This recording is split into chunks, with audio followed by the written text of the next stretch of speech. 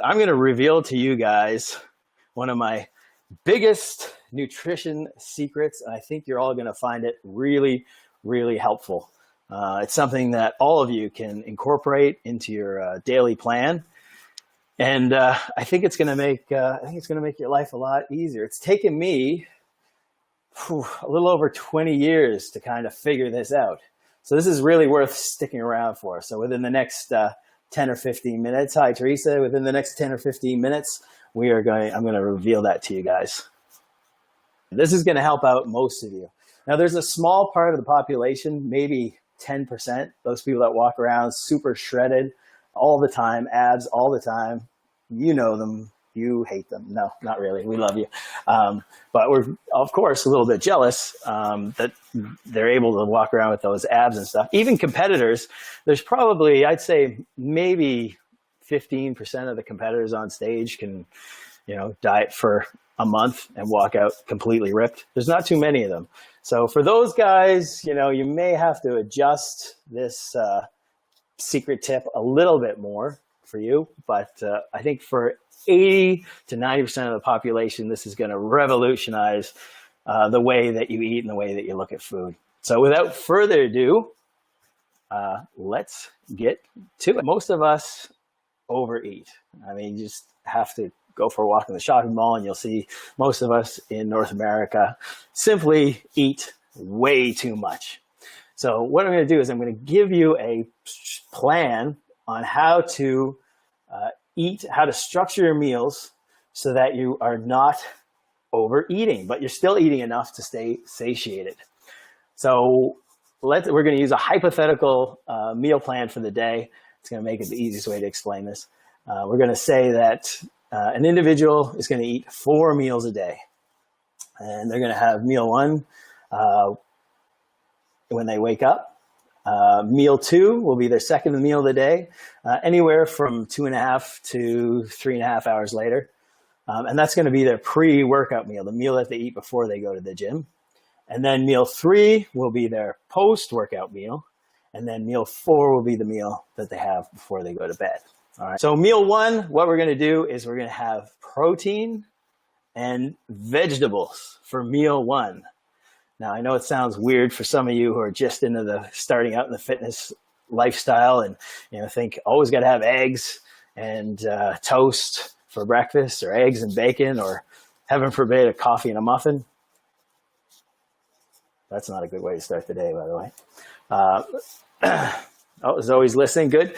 So we're going to have protein and vegetables. Now, the secret with all these meals is to not just have protein with just a little bit of vegetables. You want to eat a lot of vegetables. You want to have a big salad with your protein allotment. And you're going to divide your protein up evenly throughout those 4 meals throughout the day. So whether it be 25 grams or 50 grams or 60 grams of protein per meal, that's what you're going to have in the form of some sort of meat. And then you're going to have a big, big salad. Now, you're also going to want to have fats with this meal. So it depends on your meat source, whether you're going to add fats to the meal or whether the meat source already contains enough fat. Second meal of the day is going to be protein and vegetables again. So basically the exact same meal. You may want to switch up the protein source. The second meal is going to be exactly the same. All right, and this is your pre-workout meal. Now, you have an option here. You can do what I do and just eat the protein and vegetables, or you can add some carbohydrates, some slow digesting carbohydrates to this meal. I like to just eat protein, veggies, and some fats. And then what I'll do is about half an hour before I go to the gym, I'll drink a scoop of battle juice. Still getting used to this camera thing. So this has some very easily digesting carbs. And the reason why I choose to drink my carbs over eat my carbs is because I find sometimes it's really difficult to time your carbohydrates before your workout. Sometimes they digest a little bit too fast, and then while you're training, you get like really hungry and lethargic.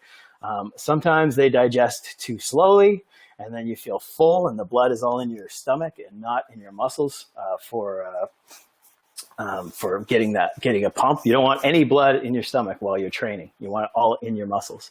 That's why I choose to drink my carbohydrates before my meal as opposed to eat them. Also, sometimes you can't time your meal properly. Life gets in the way, or work, or kids, or et cetera, and then you're kind of off. So if for example, that oatmeal takes you,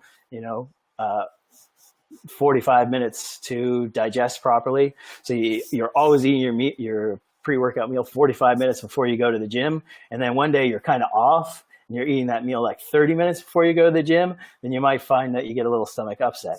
With clustered dextrin that's in the battle juice, there's no worry of that because it digests so well and so quickly and requires very little blood for digestion. All right, next is your workout. Now, during your workout, you want some carbs and essential amino acids as well. So that's when I'll do a second scoop of battle juice. All right, third, your next whole food meal is going to be protein and carbs only. So we want protein, preferably a lean protein, and then carbs in the form of something rather quick digesting, maybe or easily digesting. So that's going to depend on you. It doesn't have to be a fast digesting carb, by the way. It can be, if you prefer brown rice over white rice, you can have brown rice. If you like sweet potato, you can have sweet potato. If you like white potatoes and they work for you, then have white potatoes. You don't necessarily want to have any vegetables with this meal, and you don't want to have much, if any, fats in this meal either, because we want this to kind of digest rather quickly. You can put a little bit of fats in there if you have a protein that has a little bit of fat. Don't worry about it; it's fine. It'll actually sustain you to the next meal anyway. And you're going to be fully glycogen replaced anyway from the battle juice, so it's not a big deal. But I find that I prefer to have just protein and carbs for my post-workout meal. And then my final meal of the day, we're going to repeat the same meals that we had in meal 1 and meal 2, unless you added carbs to meal 2, which is just protein and veggies and fats again. And this way it makes it very difficult for you to overeat.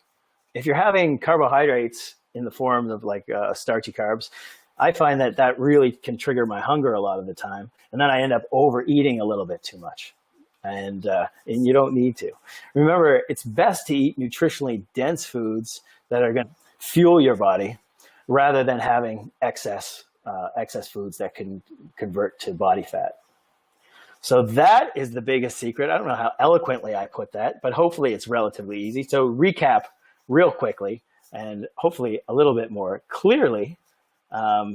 It's just protein and veggies, meal 1, protein, veggies, and maybe carbs, or you do the battle juice for meal 2. Now you don't want to, if you do the battle juice, you don't want to drink it while you're eating. This is another little tip for you. You want to limit your liquid intake to about 250 mils max with meals, so as not to interfere with digestion.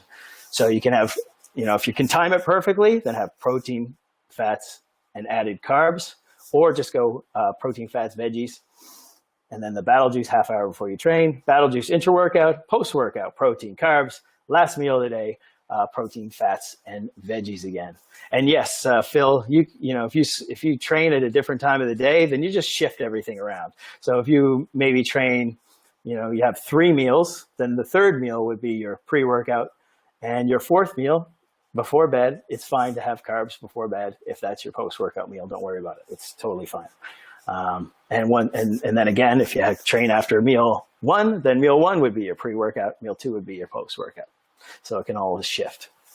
And Jack, yes, if you eat 5 times a day, then you just eat smaller amounts of protein and just divide it up evenly throughout those 5 meals versus 4. So, no fruit. Hey, Susan, that's a good question.